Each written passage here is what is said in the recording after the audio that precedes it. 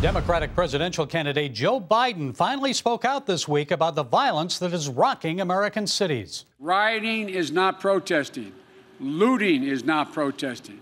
Setting fires is not protesting. None of this is protesting. It's lawlessness, plain and simple. And as expected, President Trump continues to push Biden and the Democrats on the issue. Appearing on the Laura Ingraham show this week, the president speculated about the people backing violent protesters. But the money is coming from somewhere. Money is coming how can it be from tracked? some very stupid rich people that have no idea that if their thing ever succeeded, which it won't, they will be thrown to the wolves like you've never seen before. Joining us with more on this growing threat to American society is culture and religion analyst Alex McFarland. Mr. McFarland has written a new book, The Assault on America: How to Defend Our Nation Before It's Too Late. Alex, it's good to talk to you again. So the president blames rich liberals for funding the rioters. Why do you think we're seeing all of this violence in our cities right now? It's gone way beyond Black Lives Matter protests. Well, first of all, thank you for having me on. It's always an honor to be on CBN. I appreciate you so much and count it a great privilege to spend a few moments with you. I think part of the reasons that we've been seeing the riots and part of the reason that the rioters and the anarchists have had really a velvet glove free ride by much of the secular media is because there are those that want America to fall. And they know that to introduce new order, they first have to create disorder. And that's what this is about. And we are witnessing really an act of war. I mean, we are witnessing a coup attempt in the United States of America. That's why people need to stay informed by listening to CBN. They need to pray and they need to vote and be an influence because the future of our country quite literally hangs in the balance. Alex, we're seeing attacks like this one. I guess people on Instagram said it happened in Baltimore, but it's hard to watch a young Satanist hitting an innocent pedestrian in the head with a brick for no apparent reason. It wasn't a robbery. It wasn't a mugging.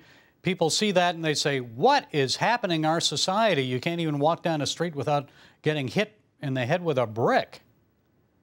Well, yeah. And as attendees from the Republican National Convention were leaving, they were accosted. They were attacked.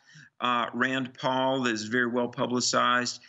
He is saying, and many others finally are coming around to saying, look, this is an assault on our nation. Our freedoms hang in the balance. Not 24 hours ago in Los Angeles, at the LAPD, in front of one of the doors of Los Angeles Police Department, they burned a flag on the sidewalk and they spray painted things that I can't even repeat. But one of the acronyms, ACAB, all cops are bastards. Forgive me for using that word, but you've got to understand these people are the operatives for Marxists that want American cities to fall, and they want ultimately our Constitution to be deposed and done away with. We used to have civil discourse and debate. We'd listen to one another, and then we'd compromise to come up with workable solutions to our problems. It seems like there's no longer a willingness to compromise, Alex. It's my way or the highway. How did we get to this point? Well, fundamentally, our battles are not social, economic, or political. Our battles are spiritual. We are very much in a spiritual battle. I mean, clearly, our nation was founded as a Judeo-Christian republic. That's been so well documented. But I want to say this. As a pastor and a counselor, when I've had to do family interventions and someone is caught in unrepentant sin, we can do the wise thing and humble ourselves before God. But very often people that are doing wrong, and they know they're doing wrong, they will dig in their heels and be all the more recalcitrant and just fight. And the people that for the last 45 years have been about no-fault divorce and the breakup of families and unrestricted abortion and life is not sacred and the redefinition of marriage, the people that have worked hard to abolish our awareness of a Judeo-Christian moral code, they are really enraged. I know I've spoken at universities and been very scholarly, and yet I've had students and professors give me the middle finger. That doesn't bother me. It's just acknowledgement of the human nature that when we're fighting the Spirit of God, God calling us to repent, we can either stand on the rock or stumble over it.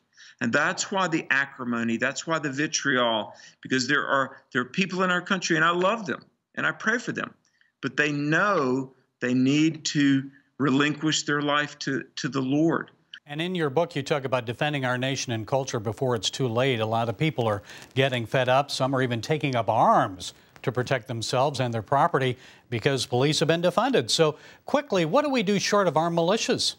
Part of what makes this so tenuous and why this is the most consequential election in our lifetime is because so many millennials, even Christian millennials, have never lived in a time when America was affirmed and valued.